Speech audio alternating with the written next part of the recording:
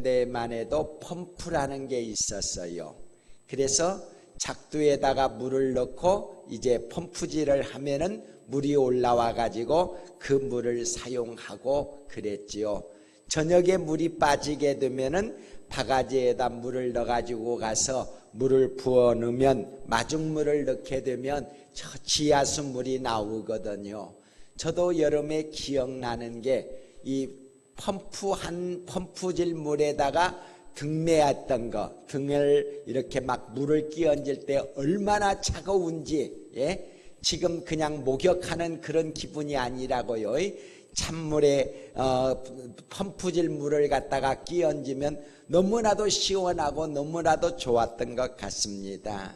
그런데 어느 날부턴가 수도가 도시로부터 시작을 해서 농촌 가정까지 들어오게 되었습니다. 수도가 들어오면서 방 안에서도 수도꼭지만 틀게 되면 물이 그냥 철철철철 흘러 넘치게 된다고요. 쏴 하면서 물이 쏟아져 내려게 된다는 말입니다. 고생할 필요가 없어요. 수도꼭지만 열게 되면 물이 콸콸콸 쏟아져 내리기 때문에 수도를 사용한다고 하는 것이 얼마나 편하고 그리고 얼마나 좋은 것인가를 다 느낄 수가 있습니다. 그럼에도 불구하고 고집을 부리고 펌프질을 하는 사람들이 있어요. 수고스럽게 펌프질해서 사는 분들도 계신다는 말입니다. 이렇게 가물을 때에는 펌프물이 또 말라가지고 나오지를 않는 거예요. 아무리 그냥 작두질을 해도 물이 안 나오는 거예요. 그러면 이제 국가에서 살수차에다가 물을 넣어가지고 공급해주면 물 배급 받아서 살아가는 그런 사람도 있게 되었지요. 여러분, 그건 바보 같은 짓입니다. 그 좋은 수도의 물을 이용할 줄 알아야지. 수도꼭지만 틀게 되면 물이 쏟아져 내리는데 왜 그러지 못하는지, 그게 좀 어리석은 거거든요. 아무리 옛날 것이 좋다고 그냥 고생스럽게 펌프질하다가 가뭄 속에서 물이 없어 고생하면 되겠습니까? 신앙생활하는데 펌프질을 해야 신앙생활을 잘하는 분들이 계세요. 펌프질하면 기도 안 하다가도 기도하는 척하고 찬송 안 하다가도 찬송하는 척하고 헌금도 펌프질을 해야 조금 헌금 생활을 하는 것 같고 총회헌금 광고를 했는데 아직도 드리지 못하시는 분이 있어요. 지난주부터 감사 생활을 하자고 말씀을 드리고 있는데 감사헌금 일주일에 한 번 감사헌금도 드리지 못하는 분들이 있어요. 왜 그럴까요? 펌프질하기 때문에 힘들어서 그러는 거예요. 가물었기 때문에 물이 나오지를 않는 거예요. 성령님이 오시게 되면 마치 수도꼭지를 트는 것처럼 부족함이 없도록 꼭지만 틀어놓으면 샤 하면서 물이 콸콸콸 넘쳐나게 되는 것입니다. 그러므로 성도는 성령의 붙잡힘을 받아야 합니다. 성령의 이끌림을 받아야 합니다. 성령님이 시키시는 대로 살아가야 합니다. 이런 것들을 종합해서 성령 충만이라고 말씀해 주고 있습니다. 예수님께서 승천하시기 전에 제자들에게 예루살렘을 떠나지 말고 기다리라고 했어요. 언제까지 기다려야 하느냐? 성령님 오실 때까지. 성령님이 오셔야만이 사명을 감당할 수 있는 기독교인이 될 수 있기 때문에 성령의 충만함을 받고 전도자가 되어 일하라고 말씀하고 있는 것입니다.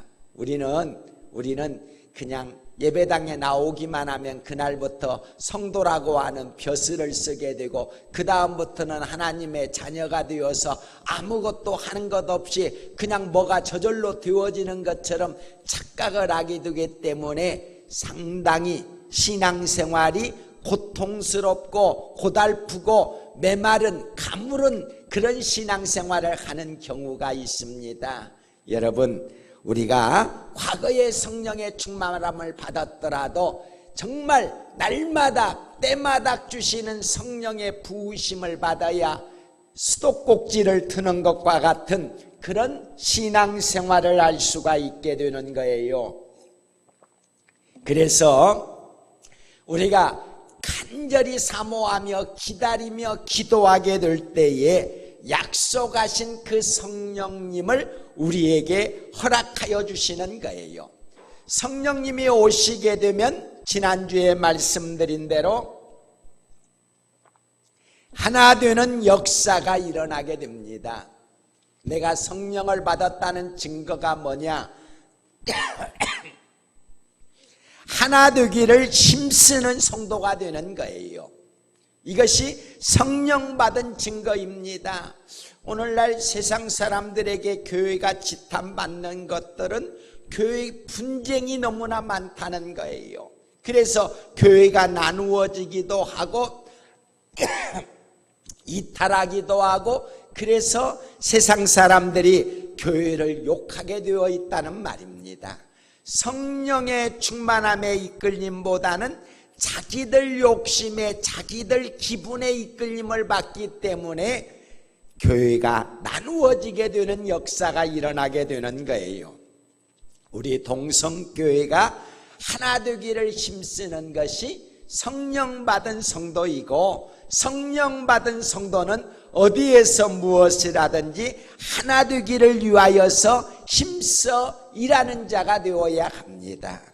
두 번째는 성령 충만을 받게 되면 성령 충만 받은 성도는 샬롬을 이루며 살아가는 거예요. 샬롬을 이루며 살아가는 것이 성령 충만 받은 성도의 모습인 것입니다. 다윗의 꿈은 평생 하나님께 아름다운 집을 지어 바치는 것입니다. 성전을 짓는 것입니다.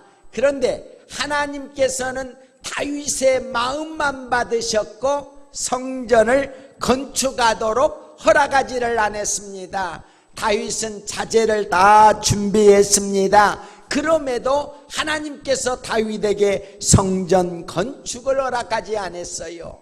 그 이유가 무엇입니까? 다윗이 전쟁을 하면서 피를 많이 흘린 일 때문에도 하나님께서 성전을 건축하지 못하게 하신 거예요. 그러나 그보다도 다윗의 시대는 전쟁의 시대고 싸움의 시대고, 그래서 원수들이 기회를 노리면서 언제 갈등이 생길런지, 언제 싸움이 생길런지, 언제 전쟁에 휘말리는지 모르는 위기 속에 살아가고 있었다는 말입니다. 진정한 평화가 깃들어 있지를 못했던 거예요. 사방의 원수들이 많은데 그 원수들이 언제 공격해 올지 모르는 두려움 속에 살고 있었다는 말입니다. 다시 말해서 진정한 샬롬을 다윗은 가져오지를 못했던 것입니다. 그래서 하나님께서 다윗을 통하여 성전을 건축하는 것을 허락하지 아니하고 그 아들 솔로몬을 통하여 성전을 짓게 되는 것입니다. 솔로몬의 시대는 전쟁이 없던 시대입니다. 다윗 왕이 준비한 성전의 재료를 가지고 아름다운 성전을 건축하게 되었던 것입니다. 그래서 이스라엘 백성들이 객지에 있다가라도 명절이 되게 되면 예루살렘 성전으로 남자들이 모여들게 되는 거예요. 그래서 하나님께 예배하며 제사드리며 하나님께 복을 받게 되는 것입니다. 이런 사건을 통하여 우리에게 주시고자 하시는 교훈이 무엇이냐? 샬롬이 없을 때 하나님은 성전을 건축하기를 원하지 않으셨어요. 샬롬이 없는 성도들에게 하나님께서는 예배를 받으시기를 원치 않으셨다는 말입니다. 샬롬이 없다고 하는 것은 두려움과 공포와 분열과 싸움이 계속되고 있다는 말입니다. 우리 예수님께서 말씀하시기를 성전에 예물을 드리기 위하여 갔다가도 형제와 화목하지 못한 것이 생각되거든 예물을 두고 가서 먼저 형제와 화목한 다음에, 이 말이 샬롬인 거예요. 샬롬을 이룬 다음에 와서 예배를 드려야 한다는 말입니다. 자, 이게 이제 예수님께서 평소에 주시던 말씀이에요. 그런데 십자가에 죽으셨다가 부활하시고 난 다음에 제자들에게 숨을 내쉬며 하시는 말씀이 성령을 받으라고 말씀을 하십니다. 성령을 왜 받으라고 했을까요? 그 다음에 나오는 말씀이 너희에게 평강이 있을지어다. 이 평화가 바로 샬롬이라는 말입니다. 다시 말해서 주님께서 샬롬이 있기를 원하셨다는 말이에요. 우리 샬롬이 오는데 성령님이 먼저 오셔야만이 진정한 평화가 깃들게 된다는 말입니다. 그래서 예수님이 승천하시면서 약속하신 성령을 때가 됨에 부어주신 거예요. 2장 1절부터 4절까지 나오는 말씀은 바람 같은 역사가 일어났다고 했어요. 불같은 역사가 일어났다고 했어요. 성령이 오셔서 하시는 일은 하나가 되게 할 뿐만 아니라 샬롬을 선포해 주셨다는 말입니다. 평화를 선포해 주셨다는 말입니다. 성령을 받게 되면은 성도의 마음에 평안이 깃들게 되어 있어요. 성도가 나가는 그곳에 평화를 이루기 위하여 힘쓰게 되어 있다는 말입니다. 그리스도인들이 모이는 그곳에는 평화가 깃들게 되는 거예요. 옛날 2차 대전 때 일입니다. 연합군과 그리고 독일군과 싸움을 할 때 크리스마스 날이었어요. 한쪽에서 성탄의 캐롤을 부르게 되자 모두가 총을 내려놓고 함께 메리 크리스마스 하며 성탄절을 즐겼다고 하는 역사적 문헌이 남아 있습니다. 예수 그리스도의 성령의 부으심을 받게 되면은 예수 그리스도께서 또 다른 보혜사를 보내주시게 되면 전쟁도 끝나게 되고 평화가 깃들어지게 된다는 말입니다. 이것이 샬롬인 것입니다. 그런데 샬롬의 원뜻은 빵집에 가면 이스라엘에 가면은 아주 둥그러운 큰 빵이 있습니다. 성지순례 가면은 그런 빵 굽는 것을 볼 수가 있어요. 터키나 유럽 지방에 여행을 가도 그런 빵을 굽는 많은 사람들이 모여가지고 그 빵을 만드는 것들을 볼 수 있게 되고 그 빵이 나오면 사가지고 먹는다는 말입니다. 그런데 큰 둥그런 빵 그 자체를 샬롬이라고 해요. 이제 우리 피자를 생각을 해봅시다. 피자 큰 걸 한 판을 사가지고 먹을 때 혼자 그냥 처음부터 끝까지 먹는 것 아니잖아요. 칼로 조각조각을 내가지고서 한 조각씩 받아가지고 먹지 않아요.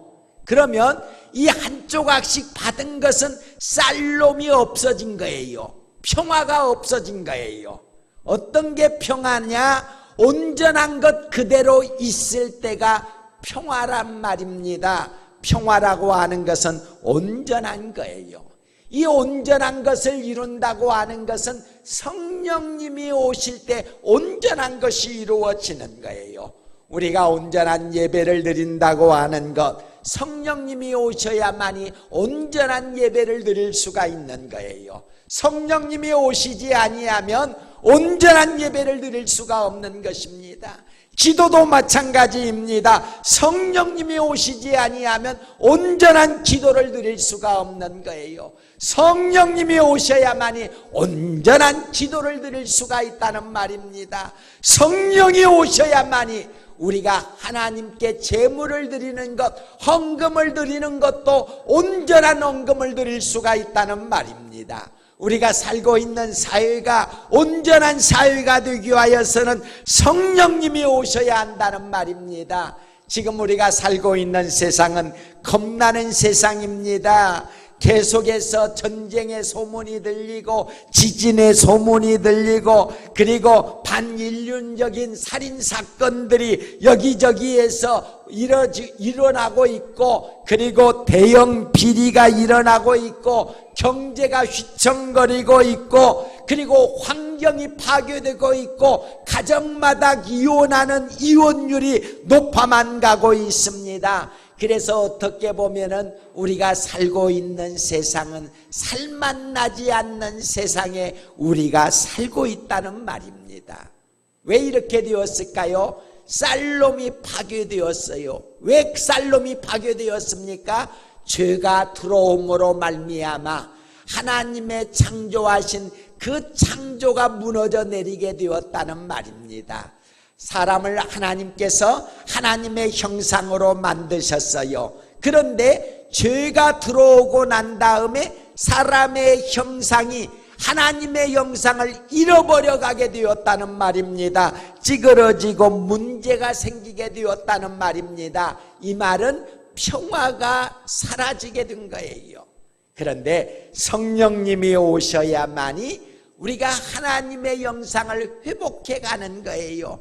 바른 예배를 통하여 회복되어 가게 됩니다. 바른 영적인 생활을 통하여 회복되어 가게 됩니다. 바른 하나님을 바르게 섬김으로 말미암아 하나님의 형상이 이루어져 나가게 되는 거예요. 이때가 온전해진다 그런 말이에요. 온전해진다.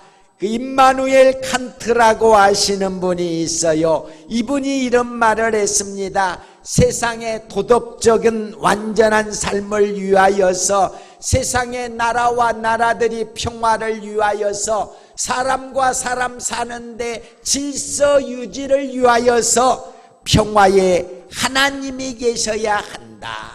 그래서 이 하나님을 요청의 하나님이라는 거예요. 하나님 윤리적으로 이 땅이 평안이 있기를 원합니다. 하나님 이 땅의 모든 죄악들이 떠나기를 원합니다. 하나님 이 땅이 하나님이 주시는 복된 평화가 깃드는 동산이 되기를 원합니다. 하나님이여 오시옵소서. 하나님이 오셔야만이 그 하나님이 어떤 하나님이에요? 성령 하나님이시라는 말입니다. 성령 하나님이 오셔야만이 이 땅에 진정한 평화가 깃들게 되는 것입니다. 제가 오늘 실수를 한 것 같아요. 반주기 때문에 정신을 쓰다가 보니까 지금 냉방기 가동시키는 낮에만 가동시키는 그 스위치를 올리지 않은 것 같아요. 그래서 다 뜨거워가지고 더워가지고 지금 언제 끝나는가 이러는데 제가 이제 예화 하나 만들고 끝나도록 하겠습니다. 17세기에 벤자민 키즈라고 하는 유명한 침례교회 목사님이 계셨습니다. 그런데 그에게는 엘리어스 키즈라고 하는 믿음 없는 목사님의 아들이 있었습니다. 엘리어스가 미국에 갔는데 옷이 없어서 옛날에는 이런 옷 말고 신부들이 입는 옷처럼 목사님들에게도 유니폼이 있었어요. 그래서 이 엘리어스라고 하는 아들이 아버지의 옷을 입고 다니니까 사람들이 목사님인 줄 알았어요. 그래서 우리 교회에 오셔서 설교해 달라고.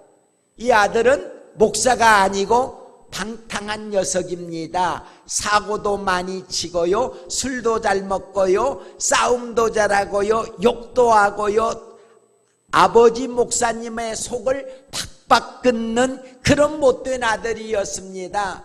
그런데 교회에서 설교해 달라고 요청을 하니까 아버지 옷을 입고 가서, 아버지 옷을 입고 돌아다녔다고 그러잖아요. 목사 옷을 입고 가서 아버지 설교 원고를 훔쳐갖고 와서 설교를 하게 됩니다.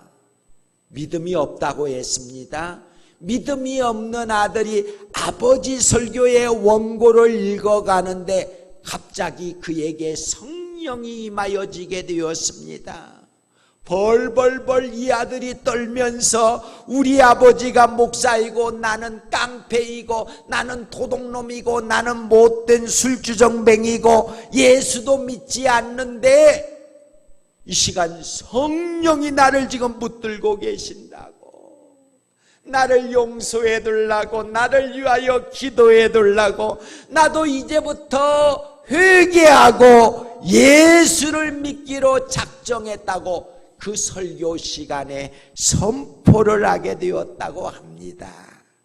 그로 말미암아 미국의 필라델피아 근처에 교회들이 세워지게 되고 큰 부흥의 역사가 일어나게 되는 거예요. 그래서 필라델피아에 지방의가 생기게 되었습니다. 지방의가 만들어지고 거기에서 유명한 교인들이 모여서, 목사님들이 모여서 신앙 고백서를 작성하게 되는 것입니다. 이것이 유명한 필라델피아의 신앙 고백입니다. 침례교에서는 매우 중요한, 우리가 장로교의 신앙 고백, 웨스트민터 신앙 고백을 하듯이 이분들이 필라델피아 교회의 그 신앙 고백을 하게 되는데 이런 사건을 통하여 일어나게 된 거예요.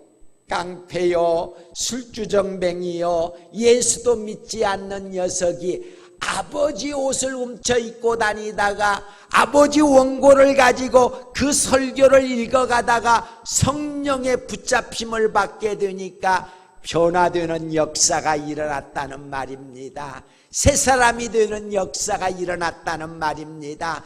하나님의 자녀로 바꾸어지게 되는 놀라운 역사가 일어나게 되었다는 말입니다. 이것을 가르쳐서 샬롬이라고 합니다. 샬롬, 진정한 샬롬은 성령님이 오시게 될 때 진정한 샬롬이 오시는 거예요. 우리 마음이 복잡할 수 있습니다. 산란할 수 있습니다. 우리 삶에 문제가 많을 수 있습니다. 어지러울 수가 있어요. 내 생각대로 하니까 뭔가 답답할 때가 있어요. 풀려지지 않는 것들이 있을 수가 있어요. 그런데 성령님이 오시게 되면 샬롬이 이루어진다는 말입니다. 이 샬롬이 평화인 거예요. 이 샬롬이 온전한 거예요. 성령이 오심으로, 성령이 오셨네, 성령이 오셨네. 오늘 또 그 성령님을 내가 받음으로 온전한 그리스도인들이 되고 온전하게 믿음의 삶을 사시는 우리 동성교회 성도들이 되시기를 축복합니다. 거룩하신 아버지 하나님, 날씨가 점점 무더워져 갑니다. 우리의 신앙이 태만해지지 않게 하시옵소서. 기도하기를 게을리하는 자가 되지 않게 하옵소서. 나이가 들었다고 봉사하기를 주저하는 자가 되지 않게 하옵소서. 주께 바치는 헌금생활을 게을리하는 자가 되지 않게 하여 주옵소서. 우리 가족 지옥 가는 것 보고도 그냥 구경꾼 되는 일 생기지 않게 하여 주옵소서. 불같은 성령님이 오시고 바람 같은 성령님이 오셔서 하나 되게 되는 역사와 더불어서 샬롬의 역사가 이루어짐으로 온전하여지게 되는, 우리 가정이 예수 안에서 하나 되어 온전하게 되는 역사, 우리 교회가 하나님이 붙들고 쓰시는 온전한 교회가 되도록 내 남은 생애가 주께 바쳐진 온전한 삶이 될 수 있도록 귀한 축복 내려 주옵소서. 오늘 또 성령의 충만함을 허락하여 주시고 내일 또 성령의 충만함을 허락하여 주시고 날마다 성령 충만하여 샬롬을 이루며 살아가게 되는 저희 동성교회 성도들 되도록 축복하심 베풀어 주옵소서. 예수 그리스도의 이름으로 기도 올리옵나이다. 아멘.